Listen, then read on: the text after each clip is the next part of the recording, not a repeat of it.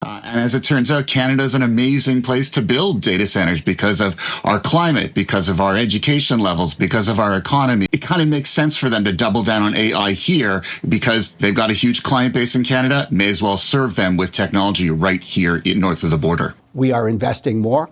$19 billion over 5 years, $7.5 billion in the next 2 years. We are building AI infrastructure for Canada. Microsoft has just slipped out of America's economic orbit. While Washington is bogged down in tariff skirmishes and endless investigative cycles, Canada has quietly pulled the world's most valuable U.S. tech giant into its sphere through a deceptively simple formula: stability, smart incentives, and guaranteed data sovereignty. Microsoft's more than $19 billion investment in artificial intelligence and digital infrastructure in Canada is a wake-up call that America's technological edge may be leaking across its own borders in real time. The United States is beginning to realize that tariffs don't only punish competitors, they destabilize the very ecosystem that its corporations rely on to operate inside American territory. Canada, meanwhile, is becoming a magnet. It is attracting top global talent. It is attracting long-horizon capital. It is positioning itself as the continental hub of resilience. In a North America increasingly shaped by economic volatility and political unpredictability, Canada is no longer the quiet neighbor. It is emerging as the strategic alternative precisely because it offers what Washington can no longer guarantee: predictability, regulatory continuity, and an industrial climate designed for the next decade, not the last one. When Microsoft quietly redirected a massive wave of AI and digital infrastructure investment toward Canada, most observers treated it as a headline about corporate expansion. But for those who track long-cycle geopolitical economics, the move felt less like a routine business decision and more like the first tremor of a structural realignment in North America's technological hierarchy. What slipped beneath Washington's political radar was this: Microsoft did not simply build new data centers. It stepped outside the gravitational pull of the U.S. economic orbit. That shift, in itself, carries consequences far wider than a single investment round. At its core, the relocation reflected a simple truth that policymakers in Washington have underestimated for nearly a decade. Corporations do not chase market size anymore, they chase predictability. And predictability, the real hard currency of the 21st century digital economy, has become increasingly scarce in the United States. Tariff cycles rise and fall like monsoon seasons. Tech firms oscillate between praise and prosecution. Policy signals shift with each electoral gust. In that climate, the calculus of long-term AI investment, where infrastructure must operate for decades, not quarters, has fundamentally changed. Canada, meanwhile, offered a counterweight that felt oddly reminiscent of the early transatlantic bloc: stable, rules-based, and strategically liberal. Ottawa's regulatory environment for AI, unlike Washington's reactive approach, signaled continuity. Its immigration architecture was redesigned to absorb global talent precisely at the moment America tightened its own, and its provincial-federal partnership model provided the type of multi-layered incentives that Microsoft could build on without fear of abrupt political reversal. In other words, Canada crafted a predictability premium, and Microsoft paid it gladly. The symbolism here matters. For decades, U.S. policymakers assumed that technological giants would remain anchored to American soil by default, held in place by Silicon Valley's gravity, the depth of U.S. capital markets, and the unrivaled consumer base. That assumption has eroded. The supply chain re-architecture triggered by tariff wars did not merely diversify manufacturing, it began to fragment the geography of innovation. The Microsoft case is not an anomaly. It is the clearest signal yet that industrial hierarchy in North America is being rewritten quietly, layer by layer. This is where the deeper danger lies. The United States is not losing companies because it is uncompetitive. It is losing them because the political class has absorbed an illusion that economic strength can be weaponized indefinitely without collateral damage. Tariff coercion may deliver short-term headlines, but it corrodes long-term strategic positioning. Tech firms, exposed to uncertainty on data, sovereignty, antitrust scrutiny, and export controls, increasingly view diversification not as an option but as a risk mitigation imperative. Canada, with its steady legal frameworks and diplomatic neutrality, became the immediate beneficiary. For investors and policymakers paying attention, Microsoft's shift is less about Canada's rise than America's unintended drift. A drift born not of defeat, but of an internal volatility that the global economy can no longer easily price in. And while the consequences won't manifest overnight, they will accumulate quietly, shaping where the next generation of AI breakthroughs, capital flows, and digital infrastructure will be rooted. The real question is not why Microsoft moved. It is whether Washington understands what the move reveals. Microsoft's northbound pivot did not materialize in a vacuum. It was the product of a Canadian strategic architecture that has been quietly maturing for more than a decade, an architecture designed not for spectacle, but for resilience. While Washington grew increasingly entangled in the politics of tariffs, immigration crackdowns, and regulatory theatrics, Ottawa moved in the opposite direction. It built institutions capable of outlasting electoral cycles, and it positioned those institutions as anchors for global technology flows. This contrast, subtle but decisive, became the underlying force that transformed Canada from a peripheral tech participant into the continent's de facto stability hub. At the center of this shift lies Canada's bet on structural continuity. The country's immigration model, long derided by some American commentators as excessively open, has evolved into a strategic asset by creating reliable pathways for high-skilled workers even during periods when the U.S. tightened visa access. Canada institutionalized a talent pipeline that tech firms now depend upon for long-term AI and cloud expansion. The result is a reversal of a decades-old trend. The brain drain no longer flows north to south, but increasingly south to north. Coupled with this demographic advantage is Canada's steady alignment with global regulatory standards. Instead of using data governance as a political weapon, Ottawa crafted frameworks that balance privacy, competitiveness, and innovation with minimal volatility. For companies like Microsoft, which must build data centers that operate uninterrupted for 20 to 30 years, the promise of regulatory predictability is worth more than any tax break. The Canadian proposition is simple: political calm as an economic asset, but perhaps the most consequential element of Canada's rise is its approach to strategic patience. Where Washington oscillates between industrial policy surges and deregulatory waves, Canada adopted an incrementalist model, slow, consistent, and deliberately uncontroversial. Investments in quantum research, federal provincial partnerships for clean energy, and university-led AI ecosystems created a compounding effect. Institutions like the Vector Institute in Toronto or Mila in Montreal became magnets for global research talent, not because they outspent Silicon Valley, but because they outlasted it in stability. This quiet discipline contrasts sharply with the United States' political turbulence. Under tariff-heavy administrations, companies became bargaining chips in geopolitical disputes. Under regulatory crackdowns, their expansion plans turned into political talking points. Over time, this environment produced a chilling effect, not immediately visible in quarterly earnings, but deeply felt in long-range planning. AI models, unlike software applications, require vast energy commitments, long-term data governance, and multi-decade continuity. Canada offered all three. The U increasingly struggled to guarantee even one. And so Microsoft's investment became more than capital allocation. It became validation. Validation that Canada's long-view strategy, which once drew little international attention, had reached a tipping point. The world's most risk-averse technology giant effectively endorsed Canada as the continent's new safe zone for frontier innovation. With that endorsement, the geopolitical balance of the North American tech corridor shifted. No longer was Canada the junior partner. It became the predictable anchor in a regional system defined by uncertainty.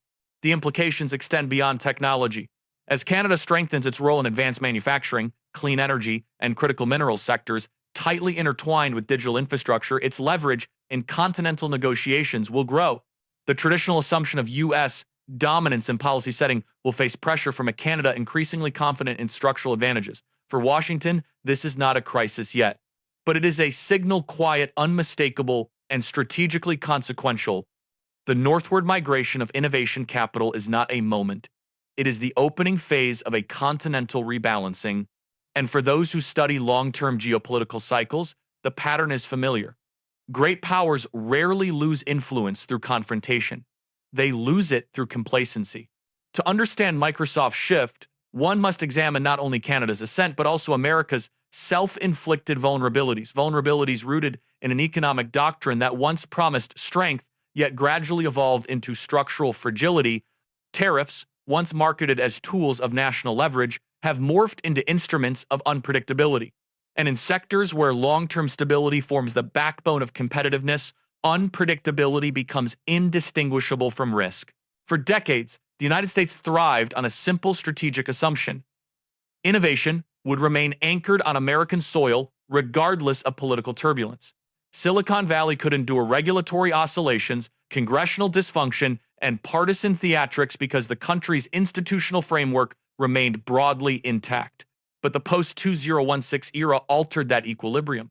When tariffs became a primary policy mechanism, not as part of a coordinated industrial strategy, but as political signaling, the foundation of predictability cracked. Trump's tariff escalation, often announced through overnight statements, reshaped global supply chains in ways Washington did not fully anticipate. Manufacturers could adjust by diversifying sourcing or absorbing short-term price shocks. But AI infrastructure had no such flexibility. Data centers cannot be relocated every election cycle. Talent cannot migrate freely across borders under volatile visa regimes. And companies cannot construct billion-dollar server farms in environments where regulatory frameworks can be overturned by a single press conference. Microsoft's leadership understood this earlier than most. Their Canadian expansion timeline, aligning precisely with predicted tariff peaks in 2026, was not reactive, it was anticipatory. This was not a corporation fleeing taxes or chasing subsidies. It was a corporation shielding itself from policy whiplash. Underlying this shift is a deeper issue. The American innovation system has quietly become entangled with political volatility. Immigration pathways for skilled workers, once a cornerstone of U.S. technological dominance, now fluctuate according to electoral rhetoric. Industrial policy, rather than following a long-term national strategy, swings between stimulus and restriction. And the country's regulatory environment is increasingly shaped by short-term political leverage rather than structural design. This volatility stands in sharp contrast to Canada's institutional continuity. What Ottawa offers is not merely friendliness to tech, it offers immunity from political shockwaves. Its regulatory agencies resist abrupt reversals. Its immigration systems remain insulated from short-lived populist pressures. Its economic signals are boring, predictable, and intentionally anti-dramatic traits that, in the AI age, translate directly into competitive advantage. The irony is stark. Tariffs intended to restore American strength have instead accelerated a continental re-architecture of the innovation supply chain. The United States hoped to force companies to stay through punitive measures. Instead, companies began planning their exit paths. This shift is not only economic, it is philosophical. Washington's tariff doctrine is rooted in the belief that economic pressure produces compliance. Canada's strategy is rooted in the belief that trust produces alignment. One treats corporations as bargaining chips, the other treats them as long-term partners. And Microsoft's decision demonstrates which model wins in an era defined by long-run infrastructure and global research ecosystems. The consequences are cumulative. As Microsoft expands Canadian operations, talent flows north. As data centers migrate, energy commitments follow. As AI research clusters shift, venture capital recalibrates. And as each piece moves, the industrial hierarchy of North America is quietly rewritten. For investors and policymakers who still assume American dominance is baked into the system, this moment should feel less like panic and more like a warning, a soft, almost imperceptible tremor that precedes structural realignment. The danger is not that America collapses. The danger is that America continues to assume its advantages are permanent. The question then is simple. How many more strategic industries will recognize the value of stability over scale before Washington understands the cost of unpredictability? If Microsoft's northbound shift represents a warning shot for Washington, it also marks a moment of validation for Ottawa, a vindication of a long-term strategy that many outside Canada underestimated. The country did not stumble into this position by accident. It engineered it through a quiet, methodical, near technocratic architecture that now places Canada at the center of North America's innovation geography. What makes Canada's success noteworthy is not the scale of its incentives, but the coherence of its ecosystem. Where the United States oscillates between political cycles, Canada has built policy continuity into its national identity. That continuity is not glamorous, but it is strategically priceless. In an age defined by AI megaprojects, climate transition infrastructure, and transnational digital regulation, predictability is no longer a convenience, it is an industrial asset. Canada understood earlier than most that technological supremacy in the AI era would not be decided by tax breaks or subsidies alone. It would hinge on three pillars: talent mobility, regulatory stability, and institutional patience. Ottawa constructed all three with a precision rarely seen in middle powers. The first pillar, talent mobility, became the country's secret weapon. While Washington tightened H-1B pathways and layered uncertainty onto its immigration processes, Ottawa expanded fast-track visas, created tailored pathways for AI researchers, and streamlined residency options for highly skilled workers. Global talent took notice. The resulting reversal of the North American brain drain was not an accident. It was the outcome of a deliberate strategy to weaponize openness. The second pillar, regulatory stability, proved even more influential. Canada's approach to AI governance, still evolving but anchored in multi-year consultations, stood in stark contrast to America's reactive pendulum. U.S. tech executives have faced fluctuating antitrust battles, shifting national security directives, and unpredictable data localization pressures. In Canada, regulatory frameworks move slowly, predictably, and with minimal theatricality, precisely the conditions under which long-term infrastructure investment thrives. The third pillar, institutional patience, reveals Canada's deeper strategic advantage. Unlike Washington, where electoral cycles can derail multi-decade plans, Ottawa aligns national priorities across government, academia, and industry. The Vector Institute in Toronto, Mila in Montreal, and AMI in Alberta are not isolated research hubs. They form the backbone of a coordinated national AI ecosystem. This patient investment, stretching back to Geoffrey Hinton's early breakthroughs, positioned Canada as a global research power long before most policymakers realized the strategic value of foundational AI science. Microsoft understood these dynamics with exceptional clarity. Their Canadian investment was not charity. It was an endorsement of a national model engineered for long-term technological resilience. And if one examines the broader geopolitical context, the implications become even more significant. Canada's ascent coincides with a global trend: middle powers leveraging stability to outmaneuver larger but more volatile economies. In the transatlantic bloc, the EU has done this with regulatory power. In Asia, Singapore has done it with strategic neutrality. Canada's doing it with institutional predictability, reshaping the North American innovation map without declaring any confrontation. This emerging dynamic explains why Microsoft's move is now being treated by analysts not as an anomaly, but as an inflection point. If Canada can secure a strategic foothold in AI infrastructure, it will begin accumulating influence traditionally reserved for great powers: control over data flows, leverage over talent migration, and a central role in supply chain rearchitecture for digital industries. What Washington failed to anticipate is that influence in the AI age does not correlate with population size or military weight. It correlates with the reliability of institutions. Canada, by design or by discipline, has become the region's most reliable jurisdiction. The question that looms over the continent now is whether this shift represents a temporary reaction to political turbulence or the beginning of a structural rearrangement in North America's economic hierarchy. Because if predictability becomes the new currency of global innovation, Canada is not simply a beneficiary, it becomes a competitor. And that reality, however quietly it emerges, could rewire the balance of technological power across the entire continent. What if the North American hierarchy itself is already being rewritten quietly, incrementally, and irreversibly? For decades, Washington operated with an unspoken assumption of predictability, that its industrial weight, its technological edge, and the gravitational pull of its markets would keep allies, especially Canada, firmly within a U.S.-centric architecture. But the data now shows a structural drift. Canada's long-term repositioning is not a reaction to any single U.S. administration. It is the product of a deeper assessment that the traditional industrial hierarchy is fragmenting, and that remaining inside Washington's regulatory shadow carries greater strategic risk than stepping beyond it. The result is a form of order rebalancing without confrontation. Instead of announcing a geopolitical rupture, Ottawa is building alternatives: new trade protocols with Europe and East Asia, sovereign capital vehicles modeled after Scandinavian stability, and a more disciplined industrial policy anchored in green metals, critical minerals, and next-generation manufacturing. It is a quiet pivot, but one with long-term consequences. Canada no longer behaves like a junior partner waiting for cues from the American political calendar. It behaves like an economy preparing for a world where alliances become modular and supply chains become weaponized.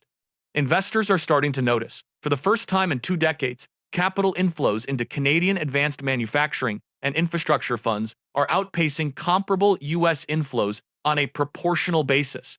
Sovereign wealth funds in the Gulf and Asia describe Canada as a predictable long-term jurisdiction, a subtle but significant contrast to the increasingly polarized fiscal and regulatory environment in Washington.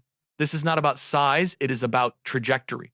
And trajectories decide who attracts the next wave of industrial capacity. Yet the real strategic inflection point lies elsewhere, the transatlantic bloc. European policymakers, wary of Washington's volatile tariff environment, increasingly see Canada, not the U.S., as the more stable North American landing pad for energy, minerals, and green tech collaboration. What once seemed unthinkable, a partial rerouting of transatlantic industrial alignment, now appears to be unfolding in slow motion. Each new investment announcement, each new minerals agreement is another pixel in a larger image, a continental balance subtly shifting northward. This raises an uncomfortable question for Washington. Can a superpower maintain global leverage if its closest neighbor is no longer structurally synchronized with its economic rhythm? The U.S. still holds overwhelming advantages in scale, innovation, and defense. Yet advantage erodes not through sudden collapse, but through incremental divergence, through small decisions made over many years that collectively reshape the architecture of influence. And so, the final tension takes shape. Canada is crafting a future-proofed economy for a world defined by resilience, resource security, and geopolitical volatility. The U.S., meanwhile, is struggling to reconcile its domestic political battles with the external demands of industrial competition.